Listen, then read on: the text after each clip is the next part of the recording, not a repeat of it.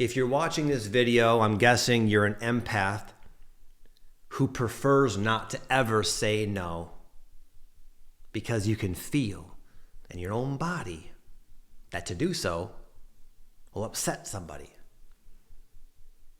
But as you may have learned, to say yes to somebody for something that you know in your heart is unfair or imbalanced or just something you quite frankly don't want to do, you're saying no to yourself. You're saying no still, but oftentimes it's to yourself, it's to your own needs, and in the end, this can backfire anyways. This is something I struggled with for a lot of my life.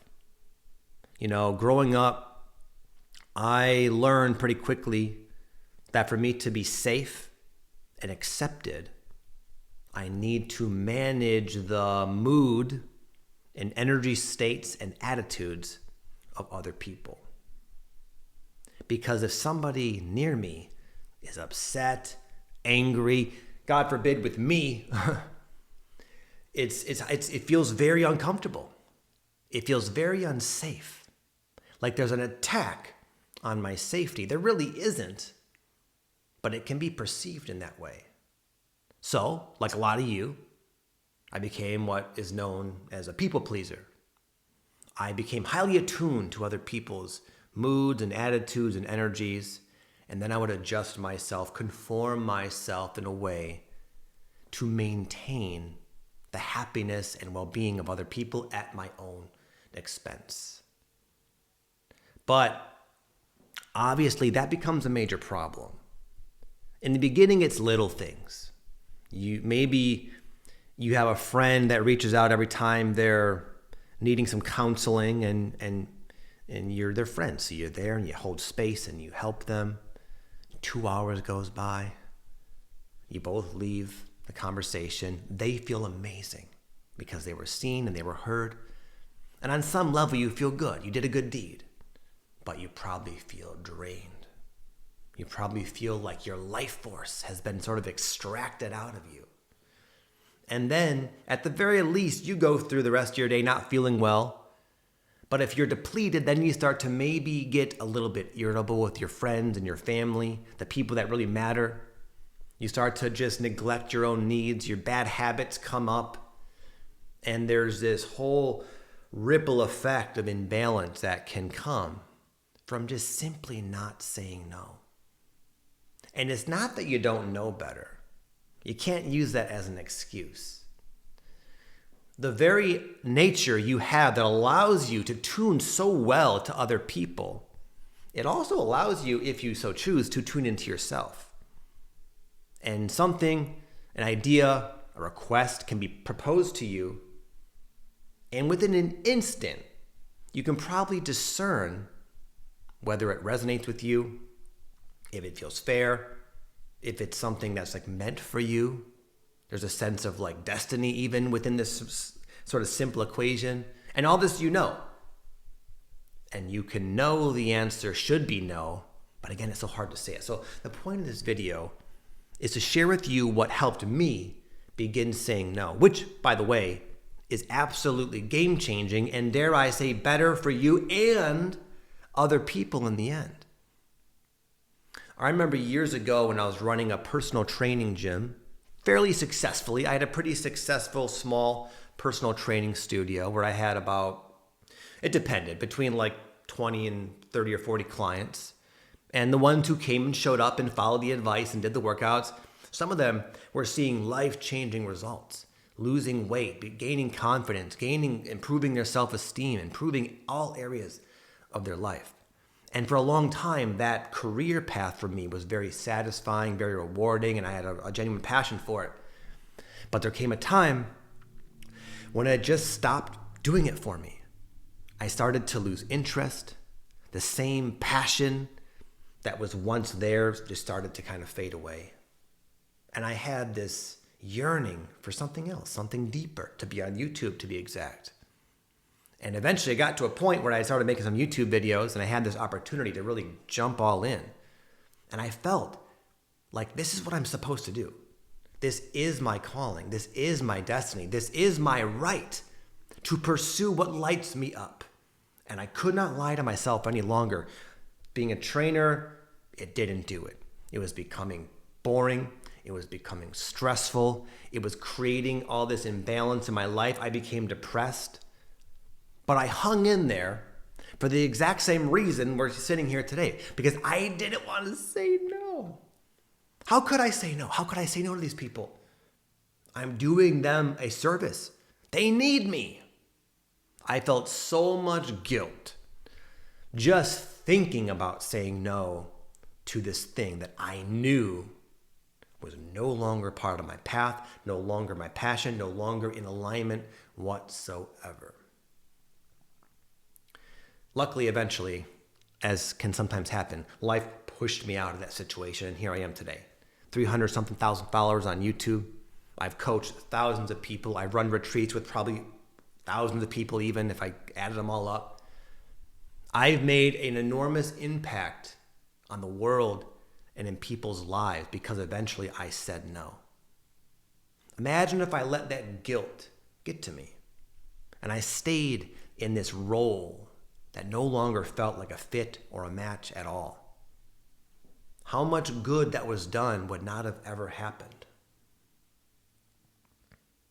To say yes in the moment to something you know in your heart is a no, is to say no to potentially something more important, something that usually is more important.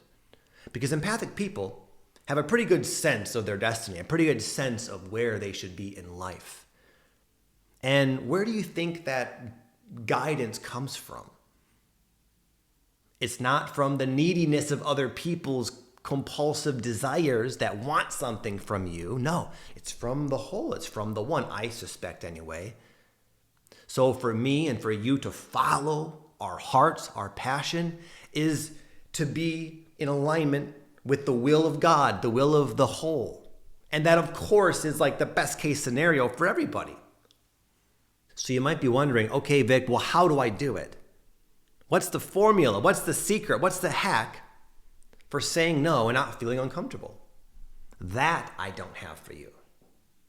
I don't have that. I don't know if that's going to be possible unless you really just completely disassociate in an unhealthy way from the situation, which I don't think you want to do, and you may not be able to. What I can tell you is that you can say no and you can endure the discomfort. Going back to an exercise analogy, which is perfect. Years and years ago, before I had kids, I was doing this workout routine called Ross training. Really hardcore, high intensity training for athletes. And they were these real short workouts, maybe some were 10 minutes, some up to 10 to 20 minute workouts that had you huffing and puffing and just dying on the inside within about 1 minute. And the whole workout was like that. There was no rest.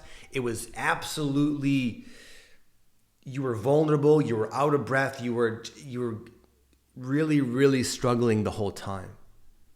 And what I found, interestingly enough, is that the better shape I got in, the workouts remained difficult because, of course, then I could push myself harder. So the level of intensity, the level of misery, the level of discomfort was static. The change was in my ability to endure it. There's a quote that says, "Fatigue makes cowards of us all." However, when you become sort of desensitized, I would say, to fatigue, it has much, much, much less of an effect on you. So what I'm saying is you can say no, expect that discomfort that you anticipate, the tension. It'll be there. But the more you do it, the more you will learn to not get engulfed by it. The less of an effect it'll have on you. You'll be aware it's still there, but you will not be as fazed. And then over time, the results will speak for themselves. When you make a conscious line in the sand, you will see how it plays out. Sometimes you're not doing people any favors, by the way. If you had a needy friend, for example, that calls you up anytime they have even a little issue and they just suck the life out of you and you're listening to them over and over and over, go through the same thing, even though they'll feel like high in the moment, a lot of times they're just spinning their wheels anyways. They're not really getting a reflection of what they're doing. And maybe they're doing that same thing to other people, pushing other people who are less empathic away. So in the end, sometimes it's good to say no. Sometimes it's what people need.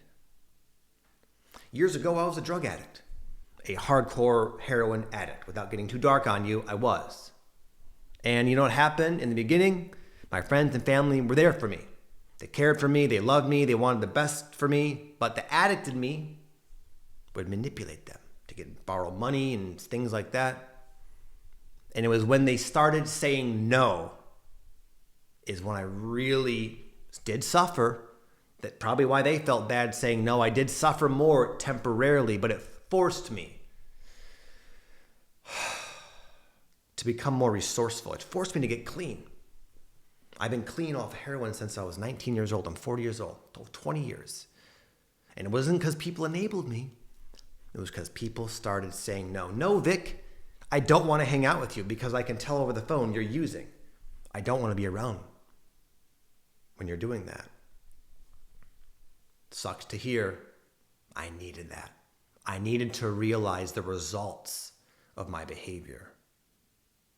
Even in a more like practical sense, I run a business now, a few of them.